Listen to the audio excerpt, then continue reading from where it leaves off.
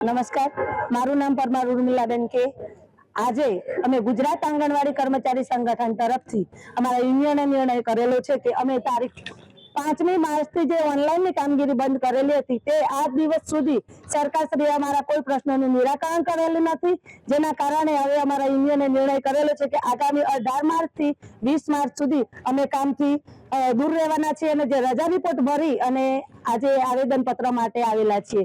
અમારી સરકારશ્રીને નમ્ર વિનંતી હતી કે જો તમારે અમારી જોડે મોબાઈલમાં કામગીરી કરાવી હોય તો 2022 થી તમે જે વાયદો કરેલો છે કે તમને મોબાઈલ આપવામાં આવશે તેની ગ્રાન્ટ પણ આપને ચૂકવાઈ ગયેલો હોવા છતાં આજ દિન સુધી કાર્યકર બહેનોને એક મોબાઈલ આપી શકતા નથી અને રોજે રોજ નવી નવી એપ્લિકેશનો લાવે છે। એપ્લિકેશનો અને ઓનલાઈનની કામગીરીનું ભારણ એટલું બધું વધી ગયું છે કે બહેનો બાળકોના પૂર્વ પ્રાથમિક શિક્ષણ ઉપર બિલકુલ ધ્યાન આપી શકતી નથી। તો સરકારશ્રીને અમારી નમ્ર વિનંતી કે ઓનલાઈન કામગીરી કરવાની ના નથી, પરંતુ એના માટે તમે અમને સારા એવા મોબાઈલ આપો। ગ્રાન્ટ તો ઓલરેડી ચૂકવાઈ જ ગઈ છે। દરેક 1-1 લાખ રૂપિયાના કર્મચારી હોય એને તમે કોમ્પ્યુટર આપો, લેપટોપ આપો તો 10,000 ના માનદ વેતનવાળી બેનો 10,000 ના પગારમાં કેટલું કામ કરશે? અને અમે અમારા પર્સનલ મોબાઈલની અંદર પણ આજ સુધી કામ કરેલું જ છે, પરંતુ અમારા મોબાઈલ હવે હેક મારવા લાગે છે, અમારા મોબાઈલ ચાલતા નથી, જેના કારણે અમે ઓનલાઈન કામગીરી બંધ કરેલી છે।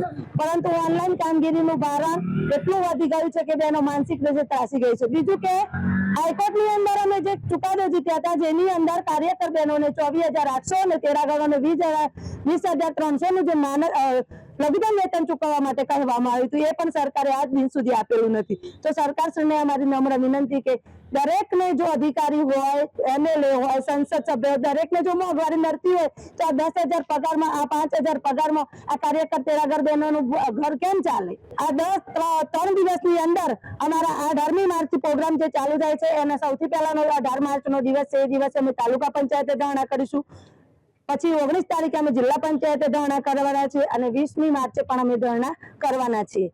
અને સરકારશ્રીને બહુ જ નમ્ર અપીલથી આજ સુધી બહુ રેલીઓ કરી, આવેદન પત્રો આવ્યા અને એવું હતું કે સરકાર અમારું કંઈ સાંભળશે, પરંતુ સરકારને તો ના બહેનોની કઈ પડી છે કે ના આંગણવાડીના બાળકોની। એટલે હવે અમે 3 દિવસ માટે તાળાબંધી કરી અને કામથી અળગા રહેવાના છીએ અને એના રજા રિપોર્ટ પણ આજે ભરી અને અહીંયા તાલુકા કચેરી આપી રહ્યા છીએ।